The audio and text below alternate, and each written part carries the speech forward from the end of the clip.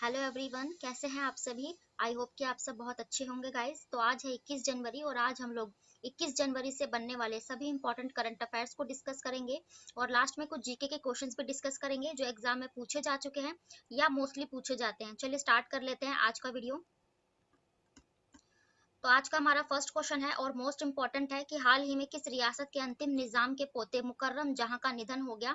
तो आप लोगों को पता, जब हमारा देश आजाद हुआ था तो उससे पहले कई रियासतें थी जिनका विलय किया गया था। उनमें से एक हैदराबाद प्रेसिडेंसी यानी कि हैदराबाद की रियासत आप लोगों को पता होगा, जिसे बलपूर्वक जो है शामिल किया गया था। तो उन्हीं के जो ये पोते थे, लास्ट निजाम थे यानी कि नवाब थे हैदराबाद के, तो इन्हीं का भी हाल ही में निधन हो गया है। मुकर्रम जहां बहादुर इनका नाम था। और इनका निधन कहाँ हुआ? तो ये तुर्की में हुआ, जिसे अब तुर्कीये कहा जाने लगा है, नाम बदल दिया। तो तुर्की में ये रहते थे। ये है मुकर्रम जहां बहादुर। अब इनका हाल ही में निधन हो गया। हैदराबाद की रियासत से बिलोंग करते हैं। रियासतों की बात आई है तो मैं बता देती हूँ कि जो रियासतों को भारत में शामिल करने का अभियान चलाया था 1947 में। और कब चलाया गया था? 22 जुलाई 1947 से चलाया गया था, जब हमने अपना राष्ट्रीय ध्वज अपनाया था। किसके अध्यक्षता में? तो सरदार वल्लभ भाई पटेल जो थे, वो इस आयोग के जो रियासतों को शामिल करने का आयोग था, इसके अध्यक्ष थे सरदार वल्लभ भाई पटेल 1947 में। और हैदराबाद की रियासतों को ऑपरेशन पोलो के जरिए जो है ना भारत में शामिल किया गया था बलपूर्वक। अब ये हैदराबाद की रियासतों का नाम हो गया। अब हम अदर रियासत के बारे में डिस्कस करें तो जूनागढ़। जूनागढ़ प्रेसिडेंसी, इसको जनमत संग्रह, ठीक है, जनमत संग्रह यानी कि जनताओं का जो मत लेकर इसको शामिल किया गया था। फिर जम्मू कश्मीर की रियासत, आप लोग जानते हैं विलय पत्र पर हस्ताक्षर हुए थे। कश्मीर के राजा ने विलय पत्र पर हस्ताक्षर किए थे। ठीक है। भोपाल प्रेसिडेंसी, ये भी एक जो थी बहुत ही फेमस थी। और आप लोगों ने ये जो ग्वालियर मध्य प्रदेश में सुना होगा ना, ग्वालियर का किला, वहीं पर अभी जो रानी लक्ष्मीबाई थी, जिन्होंने भी जो 1857 की क्रांति में योगदान दिया, उन्हें भी जो है वहां पर एक मूर्ति उनकी जो है स्थापित की गई थी अभी हाल ही में। तो इसलिए मैंने ये ऐड किया था। अब देख लेते हैं नेक्स्ट क्वेश्चन। नेक्स्ट क्वेश्चन है, हाल ही में 60 वर्षों के बाद किस देश की जनसंख्या में गिरावट आई है? तो आप लोग जानते हैं विश्व में सबसे ज्यादा जनसंख्या चाइना की ही रही थी। लेकिन अब जो चाइना है, पिछले 60 दशक के बाद यानी कि 60 वर्षों यानी कि 6 दशक के बाद और 60 वर्षों के बाद इसकी जो पॉपुलेशन है उसमें डिक्लाइन यानी कि गिरावट आई है। ठीक है। और 2025 तक ये कह दिया गया है कि ये बिल्कुल ही कम इसकी जो जनसंख्या हो जाएगी, क्योंकि इसने कई पॉलिसी चलाई, जैसे कि वन चाइल्ड पॉलिसी चलाई थी, है ना, टू चाइल्ड पॉलिसी। तो ये चलाकर इसने काफी अपनी जनसंख्या कम करी। और आप लोगों को याद होगा, मैंने कराया था, यूनाइटेड नेशंस ऑर्गेनाइजेशन ने भी ये कहा था कि जो भारत है, अपना देश भारत, 2023 यानी कि इसी साल जो है ना, चाइना की जनसंख्या को पीछे छोड़कर विश्व में सबसे ज्यादा जनसंख्या वाला देश जो है बन जाएगा। तो ये वह कहा गया था एक सर्वे के अकॉर्डिंग। अब चाइना की बात आई है तो चाइना से हम जो है करंट अफेयर या अदर फैक्ट डिस्कस करेंगे। तो चाइना की राजधानी हो जाएगी बीजिंग। राष्ट्रपति हो जाएंगे इसके शी जिनपिंग। चाइना अभी हाल ही में चर्चा में इसलिए था क्योंकि हमारा जो है चाइना के साथ अभी $100 बिलियन का व्यापारिक घाटा हुआ है। चाइना ने अभी हाल ही में अपना एक इसका तियानवन, एक मंगल मिशन है इसका, तियानवन वो लॉन्च कर रहा है ये। ठीक है। फिर उसके बाद इसका एक आर्टिफिशियल सन और मून बनाए थे। जो इसका आर्टिफिशियल या कृत्रिम सूर्य और चंद्रमा थे, तो आर्टिफिशियल सन का नाम ईस्ट था। ठीक है। तो ये चाइना का ही किया गया था। तो यही थे। और अब हम चाइना की जो लोकेशन है मैं आपको मैप से जो है दिखा देती हूँ।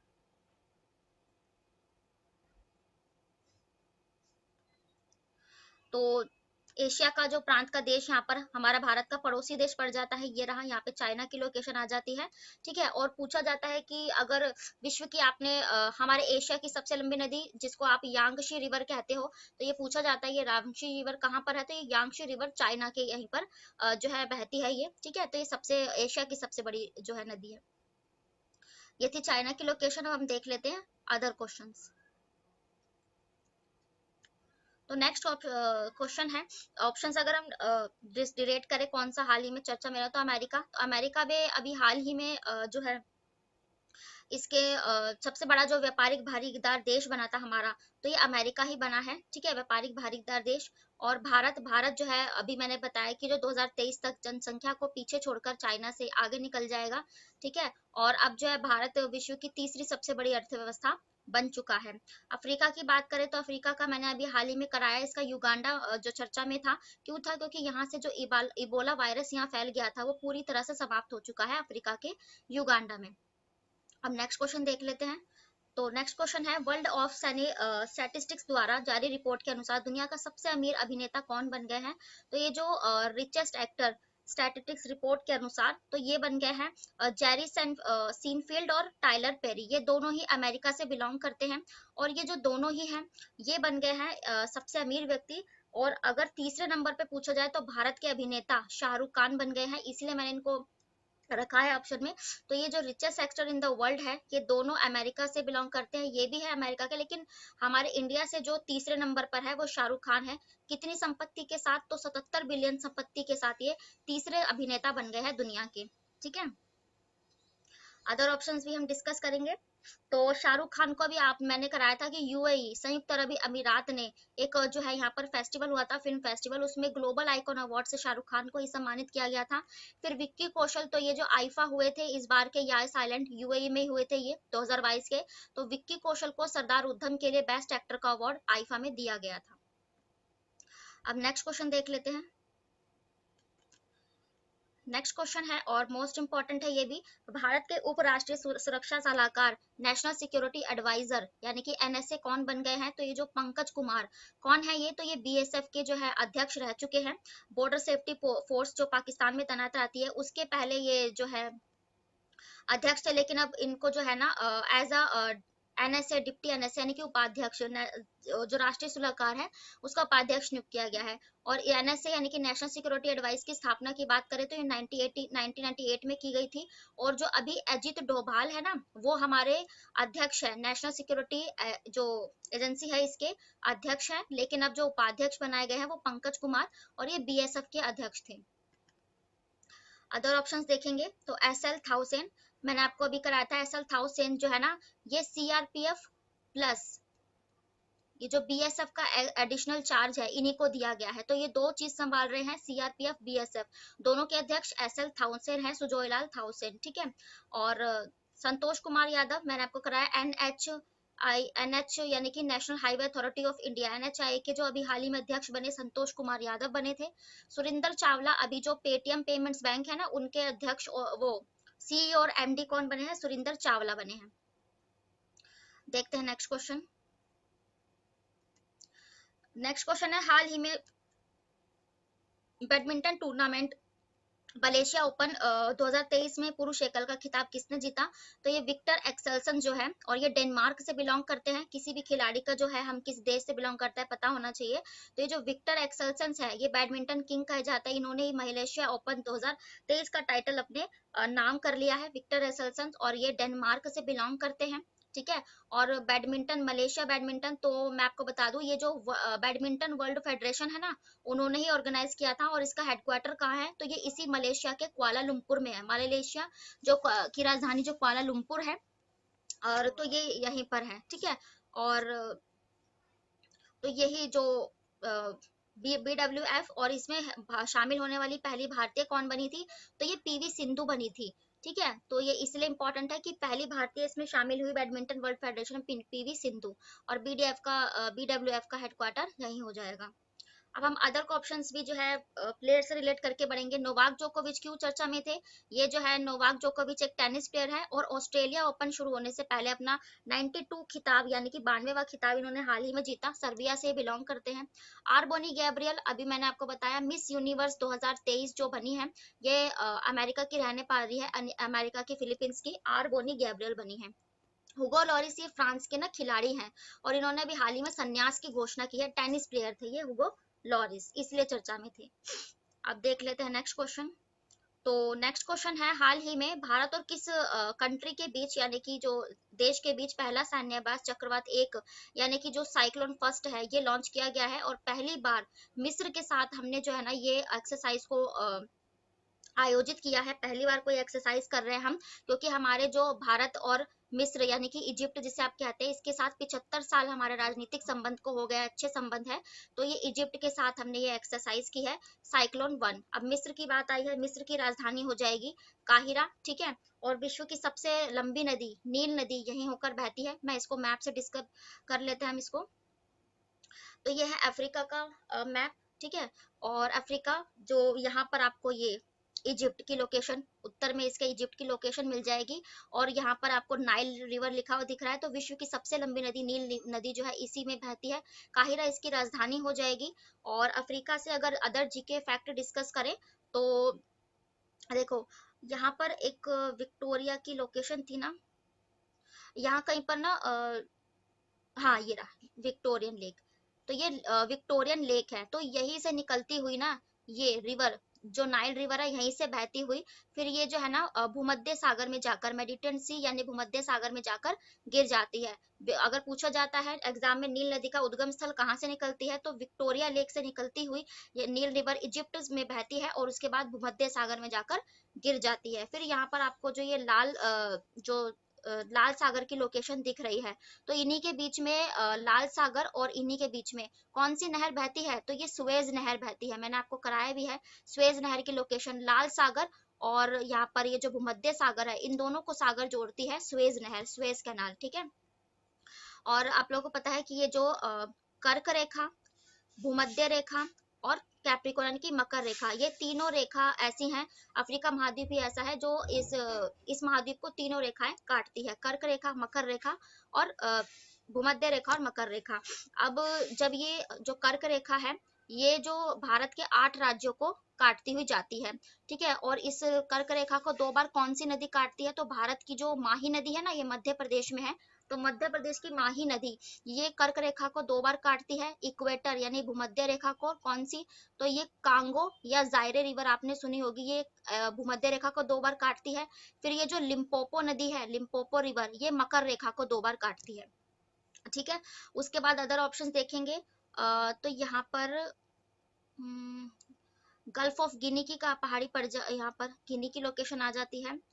और नामीबिया अभी हाल ही में क्यों चर्चे में था, क्योंकि नामीबिया से आपको पता है हमारे मध्य प्रदेश के पुनो जो है वहां पर 8 चीते लाए गए हैं, नामीबिया से ही लाए गए, ठीक है। और ये कुछ जल रिवर हो जाती हैं, जैसे कि जो धाराएं हैं, ये जो मोजाम्बिक आपको दिख रहा है ना, मोजाम्बिक, ये हिंद महासागर की ओर बहती है। ये एक जल धारा है, मोजाम्बिक जगह भी है और जल धारा है मोजाम्बिक, तो ये एक गर्म जल धारा है, ठीक है, हिंद महासागर में ये बहती है।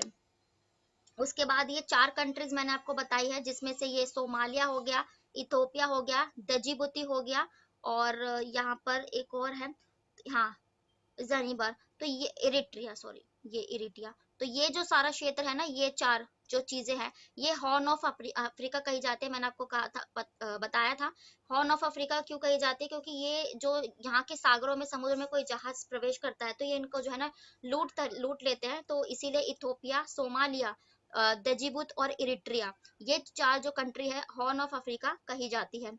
सूडान की लोकेशन यहीं आ जाती है। और यहाँ पर ये जो आपको साउथ सूडान दिखाई दे रहा है ना, साउथ सूडान अभी हाल ही में चर्चा में इसलिए था क्योंकि यूनाइटेड नेशंस में शामिल होने वाला 193 मेंबर यही बना है। फिर यहीं पर युगांडा की लोकेशन आ जाती है, ठीक है।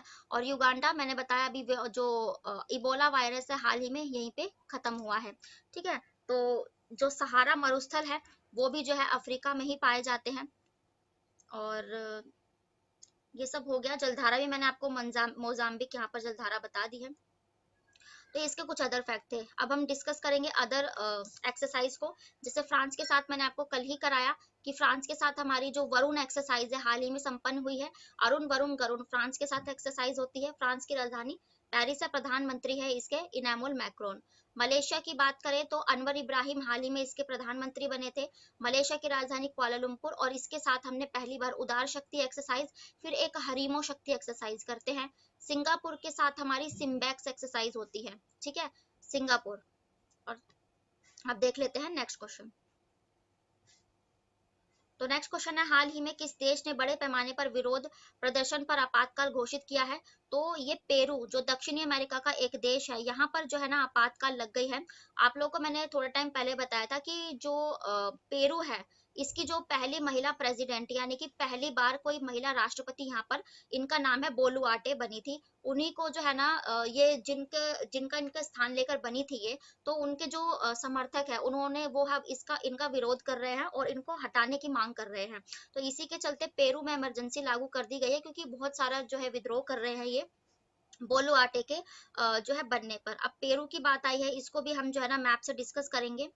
पहले तो पेरू की मैं आपको लोकेशन दिखा देती हूँ। ये दक्षिण अमेरिका का जो देश है, यहाँ पेरू की लोकेशन पड़ जाती है, जिसकी राजधानी हो जाएगी यहाँ पर लीमा। ठीक है, तो ये हो जाएगी। और ये दक्षिण अमेरिका, मैं आपको यहाँ पर कुछ अब जल संधि जो है रिलेट करके बताऊंगी। पहले तो जो यहाँ पर ये जो दक्षिण अमेरिका का सबसे दक्षिणतम छोर कहा जाता है, इसे क्या कहा जाता है? Cape of horn. Cape of horn ये यहीं पर कहा जाता है। ठीक है, और डेराडेल यहीं पर पड़ जाता है, बहुत पूछा जाता है। तो यहाँ पर ना पेरू, जो आप लोगों को पता है, ये जो इक्वेटर है, यानी कि जो भूमध्य रेखा की जो ये लाइन है, ये यहाँ से होकर गुजरती है। ठीक है, भूमध्य रेखा सिर्फ दक्षिण अमेरिका के इक्वेटर से गुजर की जाती है। ठीक है, फिर ब्राजील से होकर गुजरती है। तो ये जो है इक्वेटर तीन इसके देशों से होकर गुजरती है। तो मैंने आपको बताया कि गर्म जल धाराएं कौन सी होती है, तो जो भूमध्य रेखा की तरफ जाती हैं वो ठंडी जलधारा होती है। तो यहीं पर पेरू के साथ में ना एक आपने एक हम्बोल्ट हम्बोल्ट या पेरुविन जलधारा, तो ये हम्बोल्ट या पेरुविन जलधारा भूमध्य रेखा की तरफ जाती है, इक्वेटर की तरफ, इसलिए ये जो है ना ठंडी जलधारा बन जाती है एक यहाँ पर। ठीक है, और एक जलधारा हो गई। फिर यहाँ से आप रिलेट करोगे फॉकलैंड, तो फॉकलैंड यहाँ पर पड़ जाता है ना, एक द्वीप पड़ जाता है। तो यही नीचे से फॉकलैंड के यहाँ से एक जो है फॉकलैंड, ये भी भूमध्य रेखा की तरफ जो है ये जाती है फोकलैंड। तो ये भी ना ठंडी कोल्ड जलधारा हो जाती है। ठीक है, फिर यहाँ पर ये जो ब्राजील, सबसे ज्यादा जो बड़ा देश है दक्षिण अफ्रीका का, ब्राजील, जिसकी राजधानी ब्राजीलिया, तो इसी ब्राजील के यहाँ से एक जलधारा बहकर आती है, इसे क्या कहते हैं? तो ये ब्राजीलियन जलधारा है। तो ब्राजीलियन जलधारा ये विषुवत रेखा से होती हुई आ रही है, यानी कि जो विषुवत रेखा से नीचे की ओर आए वो गर्म जलधारा, जो विषुवत रेखा यानी कि इक्वेटर की तरफ जाए वो ठंडी जलधारा होती है। तो ये ब्राजीलियन गर्म जलधारा हो जाती है। तो ये यहाँ से फोकलैंड और यहाँ से ब्राजीलियन जलधारा, ठंडी और गर्म जलधारा जब क्षेत्र में मिलती है, तो क्या निर्माण करती है? ग्रैंड बैंक का निर्माण करती है। अब ये ग्रैंड बैंक किस काम आता है? तो मत्स्य, मछली के उत्पादन में सबसे अच्छा ये क्षेत्र माना जाता है। तो ये हो जाएगा। ठीक है, ब्राजील की राजधानी ब्राजीलिया। और अमेज़न या वर्षावन, जो घने जंगल अमेज़न के यहीं पाए जाते हैं, विशालतम एनाकोंडा यहीं पाया जाता है। और अभी मैंने आपको बताया कि ये जो गुआना के राष्ट्रपति है, गुआना चर्चा में इसलिए था क्योंकि हमारे जो 17वां प्रवासी दिवस है, इनको एज अ गेस्ट के तौर पर बुलाया गया था। वेनेजुएला, यहाँ पर विशालतम तेल के भंडार पाए जाते हैं। ठीक है, तो ये इसलिए चर्चा में था। अर्जेंटीना की लोकेशन यहीं पर आ जाएगी। अर्जेंटीना क्यों था यहाँ पर? तो अर्जेंटीना इसलिए क्योंकि अर्जेंटीना ने अभी फीफा वर्ल्ड कप 2022 जो अपने नाम किया था फ्रांस को हराकर। तो ये सब इसके कुछ फैक्ट थे और जीके। अब हम अदर ऑप्शन डिस्कस करेंगे। तो श्रीलंका में भी आपातकाल लागू किया गया था, जिसके चलते रानी विक्रम सिंघे राष्ट्रपति, दिनेश गुणवत्तर प्रधानमंत्री बने। श्रीलंका की राजधानी है, दो है, कोलंबो, एक श्रीवर्धनम कोट्टे। ठीक है, तो श्रीलंका में भी इमरजेंसी लगी थी, आर्थिक क्राइसिस। पेरू हो गया। म्यांमार में जो है अभी इसके चर्चा में इसलिए थे क्योंकि जो म्यांमार में भी जो है काफी विरोध चला था। ठीक है, और फाइनेंशियल एक्शन टास्क फोर्स ने इसे अपनी ब्लैक लिस्ट में शामिल किया। मालदीव्स के एक राष्ट्रपति को 11 साल की सजा सुनाई गई है, मैंने आपको बताया था, इसलिए चर्चा में था। अब देख लेते हैं नेक्स्ट क्वेश्चन। नेक्स्ट क्वेश्चन है, भारत में G20 समूह की स्वास्थ्य कार्य समूह की पहली बैठक कहाँ पर हुई है? तो ये जो है ना हेल्थ वर्किंग ग्रुप की G20 की समिट, तो ये तिरुवनंतपुरम, जो केरला की राजधानी है, वहीं पर ये समिट आयोजित की गई है। आप लोग जानते हैं इस बार G20 हमारा देश भारत ही होस्ट करने जा रहा है, इसके चलते कई मीटिंग्स हो रही है। तो इसकी जो हेल्थ वर्किंग की मीटिंग है वो यहाँ पर आपको दिख रहा होगा, केरला, तिरुवनंतपुरम केरला में हो रही है। अब केरला की राजधानी तिरुवनंतपुरम, और पिनरई विजयन यहाँ के मुख्यमंत्री। केरला से हाल ही के करंट अफेयर डिस्कस करें तो पहला डिजिटल बैंकिंग वाला राज्य ये केरला ही बना था। फिर अभी एक सेकंड, इसकी बैटरी लगा लेती हूँ मैं। तो ये जो G20 की जो समिट है केरल में, डिजिटल बैंकिंग वाला पहला राज्य केरला ही बना था। फिर उसके बाद 6 लाइन वाला सबसे बड़ा भारत का पुल बनाने वाला ये राज्य बना था।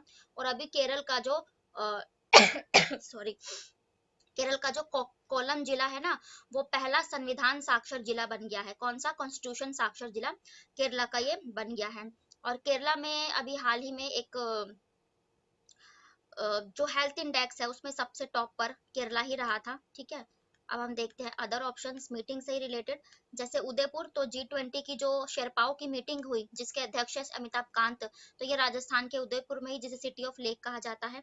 नागपुर, तो नागपुर में 108वां जो है मोदी जी ने वीडियो कॉन्फ्रेंस के जरिए विज्ञान कांग्रेस विज्ञान सम्मेलन होस्ट किया था, ये नागपुर में किया था, नागपुर महाराष्ट्र में है, ठीक है, यहीं पर किया गया था।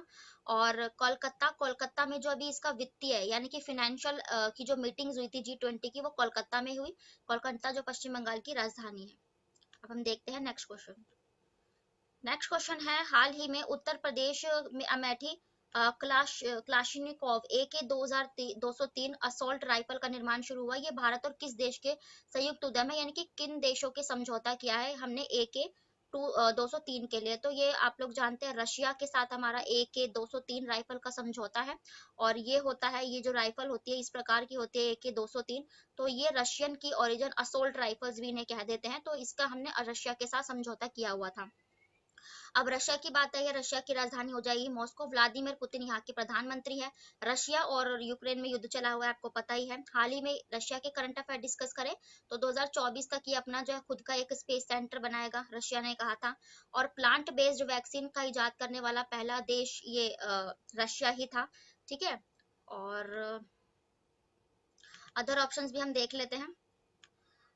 जैसे अमेरिका के साथ हमारा जो एक रोमियो हेलीकॉप्टर था ना, तो रोमियो हेलीकॉप्टर का समझौता हमने अमेरिका के साथ किया। अमेरिका की राजधानी हो जाएगी वॉशिंगटन DC, जो बाइडेन यहाँ के राष्ट्रपति। फ्रांस के साथ हमने 36 राफेल का जो है समझौता किया था, अब वो पूरा हो गया है। फ्रांस की राजधानी पेरिस, इनामुल मैक्रोन यहाँ के राष्ट्रपति। और इसराइल की बात करें तो एक बराक बराक मिसाइल है, तो बराक मिसाइल का समझौता हमने इसराइल के साथ किया है। इसराइल के साथ हमारे 30 साल हो गए राजनीतिक संबंध को। बेंजामिन नेतन्याहू यहाँ के प्रधानमंत्री हैं। अब देख लेते हैं नेक्स्ट क्वेश्चन। तो ये थे आज के आपके डेली के करंट अफेयर्स। अब हम जल्दी से डिस्कस कर लेंगे 10 इंपॉर्टेंट जीके के क्वेश्चंस। और ये सभी जो है ऑल कॉम्पिटिटिव एग्जाम्स के लिए है, जितने भी आप वनडे एग्जाम देते हो, SSC, रेलवे, बैंकिंग, NTPC। और अब जो है SSC MTS की भी वैकेंसी आउट हो चुकी है, तो इन सभी के लिए इंपॉर्टेंट है। अगर आपने फॉर्म फिल नहीं किया है तो कर ले। अब देख लेते हैं फर्स्ट क्वेश्चन। तो बांधवगढ़ राष्ट्रीय उद्यान कहाँ स्थित है? तो ये मध्य प्रदेश में हो जाएगा। बांधवगढ़, पेंच, सतपुड़ा, वन विहार, ये सब जो है मध्य प्रदेश में ही स्थित है। और एक कुनो नेशनल पार्क ना मत भूलना, क्योंकि इसमें अफ्रीका के नामीबिया से 8 चीते लाए गए थे, है ना। उत्तर प्रदेश का एक दुधवा राष्ट्रीय उद्यान भी है, टाइगर रिजर्व। रणथंबोर ये राजस्थान का टाइगर रिजर्व है। ओडिशा में आपको एक समरीपाल और भितरीकनिका ये है, ठीक है। नेक्स्ट क्वेश्चन है, भारतीय संविधान सभा में महिला की संख्या कितनी थी? तो आप लोग जानते हैं 15 महिलाएं थी। टोटल कितने जो सदस्य थे? तो ये 389 थे संविधान सभा के सदस्य, उनमें से जो 15 हैं वो महिलाएं थी, ठीक है। 389 टोटल थे। 562 मैंने आपको बताया जब देसी रियासतों को मिला रहे थे, टोटल 562 रियासतें उस टाइम पर थी। नेक्स्ट क्वेश्चन है, बक्सर की जो लड़ाई के बाद किस के नवाब ने मुगल सम्राट को इलाहाबाद और कड़ा का आत्मसमर्पण किया, जो ब्रिटिश सैनिकों ने संरक्षण में आया था? तो ये जो बक्सर की पहली तो लड़ाई कब हुई थी? तो ये बक्सर का युद्ध 1764 में हुआ था, जिसके बाद 1765 में बंगाल में द्वैध शासन लगा था। तो ये जो अवध के जो नवाब थे ना, इन्होंने ही जो है ना मुगलों को इलाहाबाद और कड़ा सौंप दिया था। अब नेक्स्ट क्वेश्चन है, भारत में कृषि और संबंधित गतिविधियों को निम्नलिखित में से किसके द्वारा सबसे ज्यादा ऋण प्रदान किया जाता है? तो जो कमर्शियल बैंक्स होते हैं ना, वाणिज्यिक बैंक, जैसे HDFC, ICICI, ये सब जो प्राइवेट बैंक है, तो ये सब जो है ना सबसे ज्यादा लोन प्रोवाइड कर सकते हैं। नेक्स्ट क्वेश्चन है, पहला इलेक्ट्रॉनिक डिजिटल कंप्यूटर कौन सा था? मतलब उसमें क्या लगा होता था, ये है इसका मीनिंग। तो देखो, जो पहला प्रथम पीढ़ी भी लिखा आ सकता है, और पहला इलेक्ट्रॉनिक, तो इसमें ना वैक्यूम ट्यूब्स होती थी, इसीलिए ये इतना फेमस था, क्योंकि इसमें वैक्यूम ट्यूब लगी होती थी पहले डिजिटल कंप्यूटर में। नेक्स्ट क्वेश्चन है, रणजीत सिंह को राजा की उपाधि किसने दी थी? तो ये जो जमान शाह थे ना, इन्होंने ही जो है राजा रणजीत सिंह को राजा की उपाधि दी थी। और वुमेन्स ने, आपको पता है, सरदार वल्लभ भाई पटेल को जो सरदार की उपाधि थी, ये महिलाओं ने प्रदान की थी। अब नेक्स्ट क्वेश्चन है, किन लड़ाइयों के अंग्रेजों ने जो है फ्रांसीसियों को पूरी तरह से हरा दिया था? और लड़ाइयों में अंग्रेजों ने, तो ये जो बैटल ऑफ वांडीवोश हुआ था ना, इसमें अंग्रेजों ने फ्रांसीसियों को पूरी तरह से हटा दिया था। अब आप ऐसे भी रिलेट कर सकते हो, वॉश कर दिया था, है ना, तो वांडी वॉश की लड़ाई, तो ये 1760 में लड़ी गई थी। प्लासी का युद्ध अंग्रेजों और सिराजुद्दौला जो बंगाल के नवाब उनके बीच हुआ था 1757 में। पानीपत की आप लोग को पता है 3 लड़ाई हुई थी, एक 1526, फिर 1556, फिर 1761 में। और बक्सर का युद्ध मैंने आपको बताया ही 1764 में हुआ था। नेक्स्ट क्वेश्चन है, स्वामी दयानंद दयानंद सरस्वती ने 1875 में प्रथम आर्य समाज की स्थापना कहाँ की थी? तो ये मुंबई में की थी। और इनसे आप रिलेट फैक्ट याद करना कि वेदों की ओर लौटो नारा ये किन्होंने दिया था? दयानंद सरस्वती ने लिखा था, दिया था। और एक सत्यार्थ प्रकाश नाम की पुस्तक इन्होंने ही लिखी थी। ठीक है। नेक्स्ट क्वेश्चन है, किस तारीख को भारत को अधिकार क्षेत्र डोमिनियन दर्जा मिला? ये रिवीजन क्वेश्चन है। तो 15 जनवरी 1947 को मिला था। ठीक है। नेक्स्ट क्वेश्चन है, कौन सा अनुच्छेद संसद को राज्य सूची के विषयों पर कानून बनाने का अधिकार देता है? मैंने आपको पता कराया है, जो 249 है, ये जो है राज्य सूची के विषय पे। और मैंने आपको बताया टोटल 12 अनुसूची होती है, जिसमें से जो 7वीं अनुसूची है उसमें राज्य सूची, संघ सूची और समवर्ती सूची तीनों शामिल है इस 7वीं में, जिसमें से राज्य सूची का अधिकार 249 के तहत है। अनुच्छेद 33, तो इसमें जो सशस्त्र बलों के विरुद्ध जो मौलिक अधिकारों का हनन के जो प्रावधान है वो अनुच्छेद 33 में है। अनुच्छेद 93 में ये है कि जो हमारी जो लोकसभा होती है ना, उसका एक अध्यक्ष और एक उपाध्यक्ष, यानी कि एक स्पीकर और एक डिप्टी स्पीकर होगा। अनुच्छेद 108, जब प्रेसिडेंट जो है राष्ट्रपति संयुक्त बैठक बुलाते हैं राज्यसभा की और लोकसभा की, तो वो 108 के तहत बुलाते हैं। नेक्स्ट क्वेश्चन है, तो ये थे आज के आपके डेली के करंट अफेयर्स और स्टैटिक जीके के प्रश्न। आई होप मैं हर क्वेश्चंस में से आपको जितने भी अदर फैक्ट या जीके बन सकते हैं उन सभी को कवर कराया है। तो वीडियो पसंद आए तो प्लीज लाइक करें, चैनल को सब्सक्राइब करें, ताकि ऐसी ही नॉलेजेबल वीडियो की लोकेशन जो है नोटिफिकेशन आप तक पहुंच सके। Thank you very much. फिर मिलते हैं ऐसे ही नेक्स्ट वीडियो के साथ, तब तक के लिए बाय, राधे राधे।